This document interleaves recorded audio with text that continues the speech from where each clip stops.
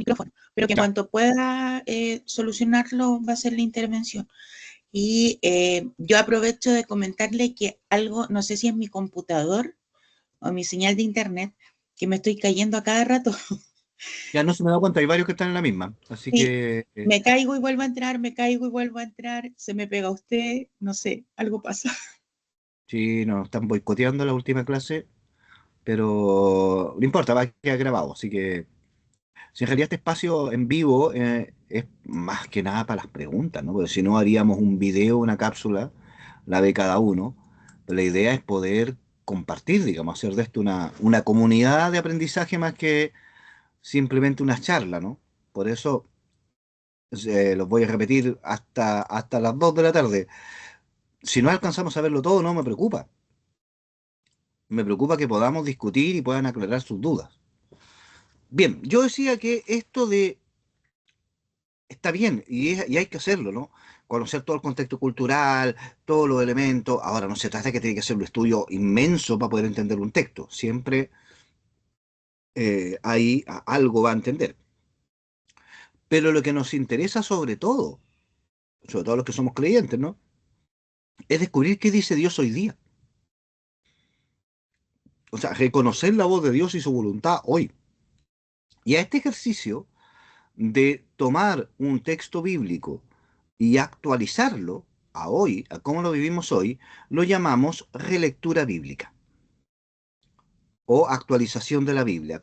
O sea, volver a leer el texto, pero en nuestro contexto. Ahora, es un ejercicio que se hizo mucho en América Latina en torno a los 80, sobre todo con la lectura popular de la Biblia, pero que tiene sus peligros, porque de repente hay gente que lee el texto y salta del texto al mundo actual. Entonces, si Jesús hizo eso, bueno, yo también puedo hacerlo. Como decía un amigo, esto en broma, por favor, decía, mira, si quieres actuar como Jesús, recuerda que agarrar el latigazo a la gente también es una posibilidad, ¿sí? Porque cuando se enoja en el templo, ¿no? Saca a latigazo a los vendedores. Es una broma, ¿no? Pero cuando se hace ese traspaso automático, se corren peligros. Entonces, aquí yo le voy a dar algunos criterios de actualización de la Biblia, de relectura de la Biblia. Y para empezar, tengo estas dos imágenes que no sé si las han visto alguna vez, pero el monumento que está arriba, este hombre gigantón ahí que aparece, está en la entrada del edificio de Naciones Unidas en Nueva York. ¿Sí? Es una imagen preciosa, si lo ven, un hombre gigante, que tiene una espada, si se fijan, pero la espada se dobla y rompe la tierra. ¿Sí? O sea, la espada, ya lo entenderán si conocen algo de Biblia, se transforma en un arado. Y lo que está abajo en inglés es la famosa profecía de Isaías, ¿sí? De las espadas formarán arados, de los lanzas podaderas, no se levantará nación contra nación, ni eh, estudiarán más para la guerra. ¿Sí? La famosa profecía de Isaías. Bien, esto está en el edificio de Naciones Unidas. Evidentemente, Isaías no pretendía hablar de una organización internacional de naciones que pretendiera resolver los conflictos entre los pueblos evitando la guerra. Él hablaba de una época para su pueblo donde no sufrieran más violencia, no sufrieran más guerra y pudieran vivir en paz en su tierra, cosa que obviamente hasta el día de hoy todavía no pasa. ¿Sí? Pero no podríamos decir que están mal ocupadas estas palabras en el edificio de Naciones Unidas. O sea, evidentemente el ideal que propone Isaías es el ideal que retoma esta organización, otra cosa es que lo cumpla, pero lo retoma. A esto me refiero con una especie de relectura bíblica. Tomar este texto y aplicarlo en el día de hoy. Ahora, para eso hay criterios, para tener cuidado y hacerlo bien. ¿Sí? Se trata de aplicar el mensaje de la Biblia a nuestra realidad. ¿Qué es lo que queremos en el fondo? Si lo piensan, ¿no? Es lo que queremos en el fondo, cómo de la lectura pasamos a la vida y a la acción. Es actualizar la Biblia a partir de nuestras preocupaciones, porque queremos que la Biblia ilumine nuestra vida. ¿Sí? Como les decía la otra vez, nadie cuando está oscuro pesca una linterna y la enfoca a la cara. ¿Sí? No tenemos ningún experto en linternas, Lo que nos interesa es tomar la linterna y apuntar adelante para saber dónde están las cosas, no caerme. La Biblia es para eso, no es para, digamos, deslumbrarse con la misma Biblia, sino para aplicarla a la vida. A eso llamamos relectura bíblica. Bien, es también releer nuestra realidad a la luz de la palabra de Dios. Es leer nuestra vida, nuestra historia, lo que sucede en el país, en el mundo, en nuestro sector donde vivimos, y buscar iluminar esa realidad con la palabra de Dios y sobre todo transformarla y conducirla según la voluntad de Dios. Porque la Biblia no es solo un texto del pasado. Aquí cuidado con el solo. La Biblia es un texto del pasado. Por lo tanto, hay que conocer ese pasado donde se escribió. Pero no es solo un texto del pasado. No es estudiar los diálogos de Platón, no es estudiar, no sé, la historia de los historiadores griegos, romanos, sino que es también un texto que habla hoy, porque es palabra de Dios y contiene esta palabra de Dios que está siempre viva y siempre está hablándonos. Por lo tanto, y eso, si lo piensan, es lo que nos interesa conseguir, descubrir la voz de Dios detrás del texto. A eso llamamos relectura bíblica. Porque Dios sigue hablando hoy en la historia.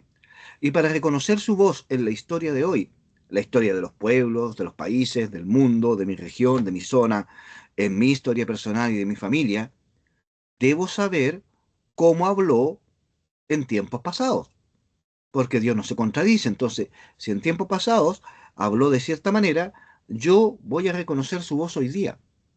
Porque es como cuando alguien está acostumbrado a, no sé, escucha a su señora, a su pololo, o lo que sea, a alguien cercano, a su hijo, y habla y uno dice, reconoce su voz, porque ya lo he escuchado tanto, o cuando alguien, no sé si le ha pasado a usted, a lo mismo me pasa con mi señora, cuando de repente te habla y tú dices, ¿qué te pasa? ¿Por qué? Si, no, algo te pasa porque tienes una voz diferente. O sea, a ese punto también podemos llegar con Dios, de tanto leer, tanto estudiar, tanto orar, uno termina acostumbrándose a su voz y termina reconociéndola en el mundo de hoy, sobre todo entre tantas voces que nos hablan hoy día. Y sobre todo porque necesitamos su palabra para iluminar nuestro camino. No podemos descubrir nuestra felicidad, el camino que debemos seguir, nuestra vocación o servir a los demás si no contamos con la ayuda inevitable de la palabra de Dios. Y para eso la Biblia es el instrumento necesario. No el único, pero sí inevitablemente necesario. Bien, a esto me refiero con relectura bíblica. Ahora, ¿cómo se hace? Claves. Fíjate, mira qué interesante, bueno, yo lo encuentro interesante, por algo, yo hice el PowerPoint, pero mira las imágenes que están ahí en... La otra vez mi alumno me decía que mis PowerPoint eran como de museo, porque yo no ocupo ni Canva ni nada de esas cuestiones, pero me preocupa mucho que la imagen tenga que ver. Y claro, tenemos la Biblia, tenemos este relieve que está en Roma, ¿no? En el Arco del Triunfo, que muestra el saqueo de Jerusalén. O sea, estamos hablando del siglo primero. Y luego esta imagen, mire la imagen de abajo, tremendamente actualizada, ¿no? Donde aparece Jesús resucitado abrazando a los crucificados de hoy. Es una imagen potente si uno lo piensa, ¿no? Pero a eso me refiero con relectura bíblica, ¿sí? ¿Cómo hacer esto correctamente? Bien, son tres las claves para una actualización de la Biblia, si le complica el tema de la relectura. El texto, el contexto y el pretexto. Tres claves que tienen que estar: el texto, el contexto y el pretexto. Entonces, cuando alguien haga una actualización de la Biblia equivocada, usted tiene que preguntarse esas tres cosas. Si el texto lo está ocupando correctamente, si el contexto coincide y si el pretexto es el adecuado. En los dos polos, aquí atención, en el polo de la época en que se escribió el texto y en el polo actual. Vamos a detallar. Volvemos al mismo punto.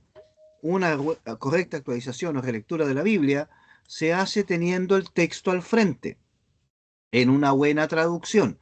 Y por eso, ahora puede entender mejor lo que vimos en la clase pasada, por eso se hacen tantas versiones de la Biblia. Y por eso cada cierto tiempo salen nuevas ediciones de la Biblia actualizadas, no solo en el estudio científico, sino también en el lenguaje y también en los comentarios, porque la idea es que la Biblia pueda iluminar al mundo y al hombre y mujer de hoy. Entonces, por eso hay tantas versiones nuevas de la Biblia y por eso hay versiones que son pastorales, es decir, apuntan a cómo un cristiano podría vivir mejor el mensaje de la Biblia, y traducciones científicas que ya tienen que ver con los estudios, etcétera. Y traducciones intermedias como la Biblia de nuestro pueblo, la Biblia de la Iglesia en América, que están con una pata en la ciencia y con otra pata en la pastoral, que para mí son las mejores, digamos. En una buena edición, siempre. Voy a insistir, si algo le va a quedar claro en este curso es eso, no cualquier Biblia sirve y no cualquier Biblia me aporta, ¿no? Tener una buena edición y idealmente, y esto es una sugerencia personal, más de una, siempre más de una, ¿sí? Bien, el contexto, conocer la situación en la que se escribió el texto, lo que hablamos antes, quién lo escribió, para qué lo escribió, por qué lo escribió, qué preocupaciones tenía en la cabeza, cómo era el contexto social, cuáles son las principales ideas teológicas o pastorales que tiene el autor, etcétera. Todo ese contexto me ayuda a entender bien cómo escribió el autor y qué quiso decir con lo que escribió. Pero no solo el contexto del autor, sino también nuestro contexto. Y esto es muy importante. También yo debo conocer el contexto desde el que estoy leyendo, porque ese contexto determina también mi interpretación. Si yo estoy leyendo desde una situación de opresión, de injusticia, de dolor, voy a ir a la Biblia a buscar consuelo. Y si no sé, no reconozco mi contexto, puede que interprete lo que a mí me interese encontrar en la Biblia. O hago una interpretación que, no sé, me permita o me sugiera soportar esta injusticia y soportar la opresión porque así Dios me premia en la otra vida, por ejemplo. Interpretación muy común. O puedo irme al otro extremo, cosa que también pasó en América Latina, ¿no? Decir, bueno, la Biblia nos llama a oponernos a esto y a defendernos de la opresión y con todas las herramientas posibles, y tuvimos incluso grupos revolucionarios cristianos que estaban en la guerrilla y luchaban por la revolución, no sé qué. Entonces, no estamos hablando de algo que sea materia de experto, digamos, aquí ha corrido sangre, digamos, por hacer mal esta cuestión. Entonces, por ejemplo, si yo estoy en un contexto actual, como por ejemplo en Chile, de elecciones presidenciales, ¿no? Y de Congreso, ese es un contexto. Y obviamente voy a interpretar la Biblia para iluminar ese contexto, pero ese contexto también me puede determinar a mí y puede hacer que ciertos intereses en particular me provoquen una lectura equivocada. O sea, por ejemplo, si yo soy un gran empresario que tiene mucho dinero y tiene 200 trabajadores y les pago el mínimo, y cuando puedo menos del mínimo, y resulta que sale un curita medio rojo ahí en la misa y me habla de la justicia de los trabajadores y que hay que respetar sus derechos porque Jesucristo fue un trabajador, yo voy a decir, ah, este cura es comunista. ¿Por qué? Porque mi contexto me ciega a ver la crítica que hay ahí. Y tal vez nosotros no seamos grandes, bueno, si son profesores no son precisamente grandes millonarios, pero también puede que en lo personal, si algo me afecta y me duele, yo evite una interpretación que me provoque la crítica. Si yo soy incapaz de perdonar a alguien, no sé por qué me hizo algo muy mal, y resulta que el curita o el profe de religión me dice a partir de un texto que Jesús nos llama a perdonar, yo así, ya, pero perdonar, pero no olvidar, porque este no me la hace de nuevo. ¿Me entiendes, no? O sea, cuando no somos conscientes del contexto nuestro también, no hacemos una lectura crítica. Hay gente que lee la Biblia y la Biblia siempre está de acuerdo con ellos. Siempre confirma lo que ya piensan. Entonces, ahí cuidado. Y por último, el pretexto. Recordar primero qué pretendía el autor al escribir, cuál era su intención, porque ninguno escribe de ocioso, ninguno escribe porque resulta que le bajó la inspiración, cayó en coma, digamos, y empezó a escribir. como una película hace años, ahí Estigma, donde la niña escribía ahí en la pizarra el texto bíblico ahí en trance, ¿no? No, o sea, el autor tiene una intención, busca un objetivo al escribir, y ese objetivo yo debo conocerlo. Entonces, yo no puedo interpretar el texto sin tener en cuenta ese objetivo. O sea, cuando el autor de Génesis, del 1 al 11, me explica en estos relatos simbólicos cómo se hizo el mundo y cómo llegamos hasta Abraham, la intención del autor es explicar por qué Dios tuvo que llamar a Abraham y por qué se inicia la historia de la salvación con él y cuál es la función del pueblo, de los hijos de Abraham, del pueblo de Dios en el mundo y para qué Dios creó el mundo y por qué. Ese es su pretexto. Yo no puedo pedirle que me explique científicamente cómo se hizo el mundo, porque no es lo que pretende, ¿sí? Pero también debo observar mi pretexto. Una pregunta interesante a la hora de estudiar un texto bíblico o de leerlo en comunidad sobre todo, es preguntarnos qué queremos encontrar nosotros ahí. Porque de repente leemos textos bíblicos y no somos conscientes de nuestro pretexto, y eso pasa, y eso provoca que encontremos puros textos que están de acuerdo con nosotros. Y no están de acuerdo con el vecino porque el vecino le tengo mala. Entonces también ser conscientes del propio pretexto. Porque todos tenemos un pretexto para leer. O sea, obviamente nos estamos acercando para leer para algo. No me acerco a leer la Biblia o a estudiarla simplemente por deporte, digamos. Es porque estoy en un problema o estoy en una situación que necesito que Dios me ilumine o porque tengo que hacer una clase, bueno, y tengo que ser consciente de ese pretexto, que me determina también positiva o negativamente mi interpretación. ¿Sí? ¿Se entiende? ¿Sí? ¿Seguimos?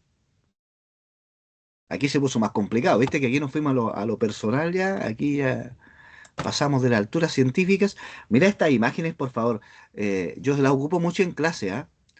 ¿Por qué? Porque los chicos siempre, no sé de dónde sacan esas ideas, pero todos repiten lo mismo.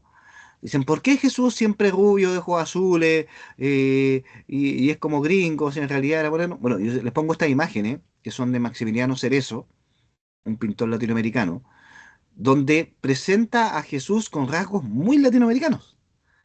La que está arriba, por ejemplo, es el Inmaculado Corazón de María. Si se fijan que está ahí al medio, en la primera escena, donde hay alguien en la esquina, una señora ahí con lentes, que tiene la Biblia de nuestro pueblo, porque el que hizo los dibujos para la Biblia de nuestro pueblo fue Maximiliano Cerezo. Acá tenemos otra, la siguiente, donde está Jesús ahí guiando a una comunidad, que va con la Virgen ahí en la mano, hacia el mundo, la población, ¿no? Y el Espíritu Santo, etcétera. Y el de abajo, los discípulos escuchando a Jesús. Entonces me parece tremendamente interesante poder ocupar de repente estos dibujos que no son los tradicionales, ¿no? Hay otros de Fano, nunca me acuerdo si es varón o mujer Fano, ¿ah? Pero que hace unos dibujos que parecen de niño, creo que ya lo había dicho, pero son de una teología tremendamente profunda. Entonces, de repente, lo visual también ayuda. Bien, otras claves. La lectura en comunión. La Biblia no fue escrita para ti, ni fue escrita para una persona. Fue escrita para un pueblo, ¿sí? Para un pueblo, para una comunidad de creyentes que buscaba vivir en su vida lo que Dios había revelado. Por lo tanto, el espacio lógico para leer y comprender la Biblia es estar en comunión con ese pueblo. Si yo pretendo que la Biblia tiene un mensaje para mí personalmente y me va a decir a mí lo que tengo que hacer hoy día, estoy equivocado. La Biblia no es un libro escrito para que lo lea una persona, sino para que lo lea una comunidad. Esto no quiere decir que yo no puedo leerlo en mi casa, pero si lo leo en mi casa, lo leo pensando en la comunidad, en el pueblo de Dios, en la iglesia, y no solo en la iglesia, también en mi comunidad afuera de la iglesia, en mi barrio, en mi país. Es decir, la perspectiva comunitaria es clave. Sin esta perspectiva no se entiende la Biblia. Y no se entiende la fe, si me preguntan, porque en el fondo caminamos en comunidad, caminamos como iglesia. Aquí nadie se salva solo. O nos salvamos todos o sonamos todos. Pero aquí la salvación va en la comunidad. Por eso, y la hermana cursillista va a reconocer la frase, ser cristiano a mi manera es la peor manera de ser cristiano, porque no se puede ser cristiano si no es en comunidad. No es en comunidad. Para empezar, nadie se bautiza solo, alguien tiene que bautizarte. ¿Sí? Y cuando oramos, aunque ore en mi pieza solo, no decimos Padre mío, decimos Padre nuestro.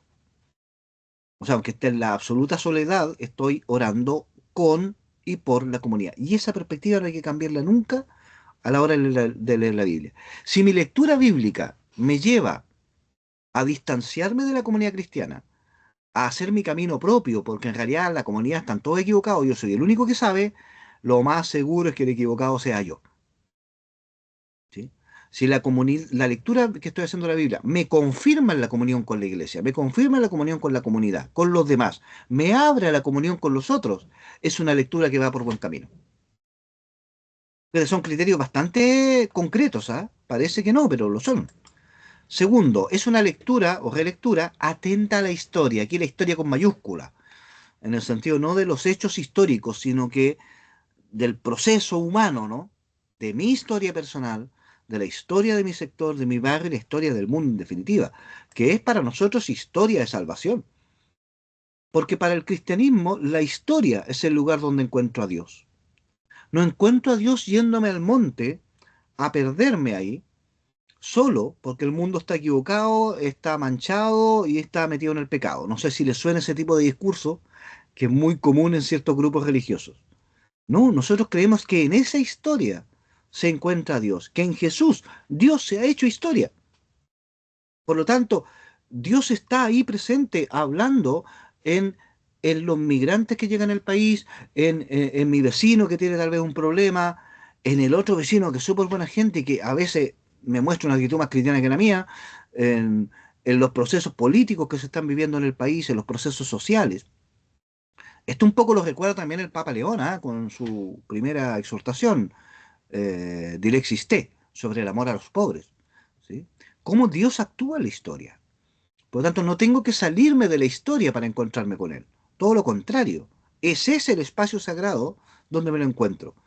Y la Biblia es el relato de cómo Dios ha actuado en la historia, pero también en la historia nuestra. Ahí lo encontramos, ahí lo servimos. Creemos en el Dios de la historia.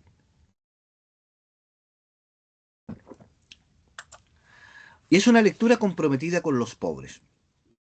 Me hizo muy bien. Bueno, a mí los papas me copian todo, ¿ah? Yo esto está escrito hace mucho tiempo, pero ahora como lo publicó el Papa León, esto de los pobres, entonces ahora me copió vilmente, pero bueno, es una broma. Pero en realidad, ¿por qué los pobres, no? ¿Por qué los pobres? No es por una cosa política, ¿sí? No es porque compañeros hay que... No, no es una cosa política. Es una cosa religiosa, porque creemos que Dios se ha hecho pobre entre los pobres en Jesús. Cuando Dios se encarna, no se encarna en el sumo sacerdote de Jerusalén, no se encarna en el emperador romano, se encarna en un pobre artesano de un pueblo perdido llamado Nazaret, que vive su vida como pobre y llama en su misión a los pobres.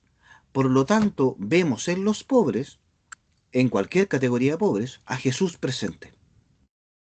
Y porque una lectura que pone a los pobres como criterio es una lectura que los admite a todos. Eso es lo que quiero decir. Pues Complementariamente, porque no entiendo. si yo quiero amar a todos e integrar a todos en la iglesia, ¿cómo me doy cuenta que lo estoy haciendo? Porque integro hasta los más pobres de los pobres. Pero si integro a todos y los pobres quedan fuera, entonces no estoy integrando a todos. Pobres en cualquier categoría, económica, social, política incluso, afectiva. Las pobrezas afectivas son una de las mayores pobrezas que tenemos en este país, digamos.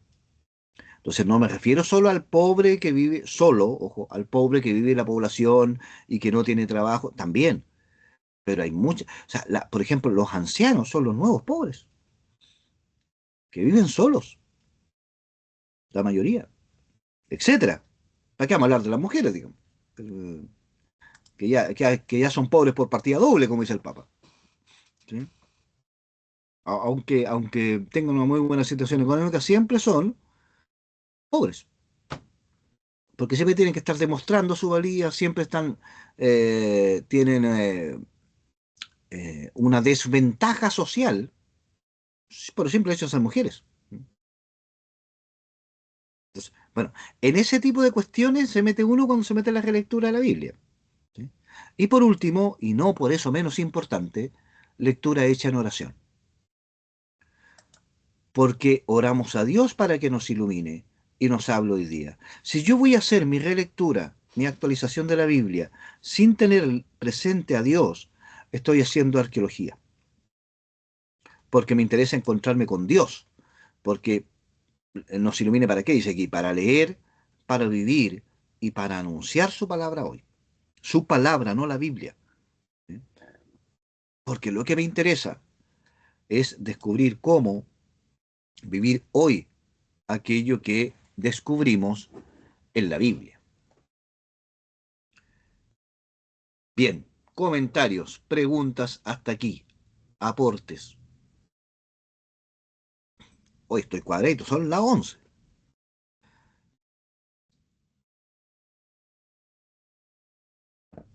No, veo que quedaron bien para adentro. Qué bueno. Ah, no. No, hay harto que cortar. Bueno, les recomiendo la Dilexis T para empezar, que es una muy buen documento de León. Y descansemos. Descansemos ahora, pues son justo las 11:15 nos volvemos a encontrar, porque ahí ya vamos a entrar en los métodos ya científicos de la Biblia, más técnicos, digamos. ¿Sí?